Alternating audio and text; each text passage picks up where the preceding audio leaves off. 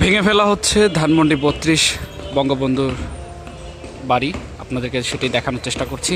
আপনারা জানেন যে গতকাল রাতেও বিক্ষুব্ধ জনতারা এখানে এসেছিলেন এবং ধানমন্ডি ৩২-এর এই বাড়িটি সম্পূর্ণভাবে ভেঙে দেওয়ার চেষ্টায় ছিলেন। তবে গতকাল রাতে থেকে শুরু করে আজকে সকাল থেকে আমরা যেমনটি দেখছি যে এখন পর্যন্ত কিন্তু ভাঙচুর চলমান রয়েছে। আপনাদেরকে সরাসরি দেখানোর চেষ্টা করছি। ঠিক সকাল থেকেই আবারও শুরু হয়েছে ভাঙচুর, এখনও ভাঙচুর চলমান রয়েছে। তারা জানিয়েছে যে সম্পূর্ণভাবে তারা এই বাড়িটি গুঁড়িয়ে দিতে চায়, ভেঙে ফেলতে চায় এবং তারা যেমনটি জানাচ্ছিলেন যে এটি তারা সম্পূর্ণভাবে মিশিয়ে দিতে চায়, যেন কোনো স্মৃতি না থাকে এখানে।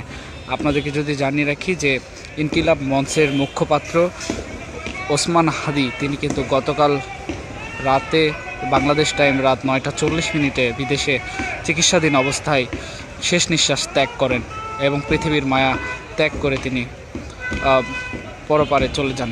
এবং সেই খবর যখন ছড়িয়ে পড়ে বাংলাদেশের মানুষের মধ্যে, সেই সময় কিন্তু অনেকেই ক্ষোভে বিক্ষুব্ধ জনতারা বিভিন্ন জায়গায় আমরা দেখেছি ধানমন্ডিতে তারা এসেছিলেন এবং ভাঙচুর চালিয়েছে। আপনাদেরকে যদি জানিয়ে রাখি যে শরীফ ওসমান হাদির উপরে দুর্বৃত্তরা হামলা করেছিল এবং পরবর্তীতে তাকে ঢাকা মেডিকেল কলেজ হাসপাতালে ভর্তি করা হয়েছিল এবং সেখানে তার অবস্থা গুরুতর হলে সেখান থেকে দ্রুত অবস্থায় তাকে এভার কেয়ার হাসপাতালে স্থানান্তর করা হয়। কিন্তু সেখানেও তার অবস্থা আরও গুরুতর পর্যায়ে সংকটাপন্ন অবস্থায় গেলে সেখান থেকে তাকে উন্নত চিকিৎসার জন্য বিদেশে নিয়ে যাওয়া হয়। সেখানে তার চিকিৎসাধীন অবস্থায় মৃত্যু হয় এবং তিনি শেষ নিঃশ্বাস ত্যাগ করেন, পৃথিবীর মায়া ত্যাগ করে চলে যান পরপারে। সেই খবরটি যখন বাংলাদেশের মানুষ জানতে পারে, তারপর থেকেই আসামিকে গ্রেফতার কেন করা হচ্ছে না এবং কেন করতে পারছে না, আইনশৃঙ্খলা বাহিনীর অবনতি রয়েছে বলে দাবি সাধারণ মানুষের এবং বিক্ষুব্ধ জনতার, এবং সেটিকে কেন্দ্র করেই কিন্তু এই ভাঙচুর এখানে চালানো হচ্ছে। এবং আমরা দেখেছি গতকাল রাতে বিভিন্ন রাজনৈতিক দলের ব্যানারে বিক্ষোভ মিছিল হয়েছে। তারা জানিয়েছে যে খুবই নেক্কারজনক ঘটনা, খুব দ্রুত সময়ের মধ্যে ওসমান হাদিকে যারা এরকম হামলা চালিয়েছে, যে কারণে ওসমান হাদির মৃত্যু হয়েছে, সেই আসামিদের যেন গ্রেফতার করা হয় এবং আইনের আওতায় নিয়ে এসে সর্বোচ্চ পর্যায়ে তাকে শাস্তি দেওয়া হয়।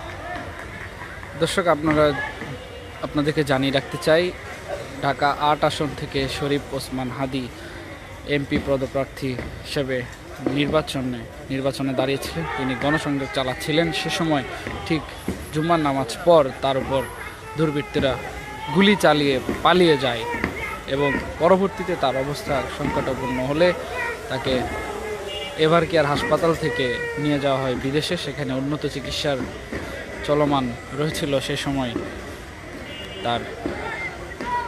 তিনি শেষ নিঃশ্বাস ত্যাগ করেন এবং পরপারে চলে যান। এবং সেই খবরটি যখন দেশের মানুষ জানতে পারে, তখনই তারা যেমনটি জানিয়েছেন যে দ্রুত সময়ের মধ্যে আসামিকে গ্রেফতার করতে হবে এবং আসামিকে কেন গ্রেফতার করতে পারছে না এবং যারা হামলা চালিয়েছে তাদেরকে কেন গ্রেফতার করতে পারছে না, সেটিকে কেন্দ্র করেই বিভিন্ন জায়গায় বিক্ষোভ মিছিল আমরা লক্ষ্য করেছি। সেই সাথে এখন যেমনটি দেখছেন যে ধানমন্ডি ৩২ যে বাড়িটি রয়েছে, সে বাড়িটি কিন্তু সম্পূর্ণভাবে ভেঙে ফেলা হচ্ছে এবং তাদের সাথে আমরা কথাও বলেছি। তারা যেমনটি জানিয়েছে সম্পূর্ণভাবে তারা এটি ভেঙে ফেলতে চায় এবং তাদের ফ্যাসিস্ট শেখ হাসিনার যেই স্মৃতি, সেগুলো সব তারা মিশিয়ে ফেলতে চায়।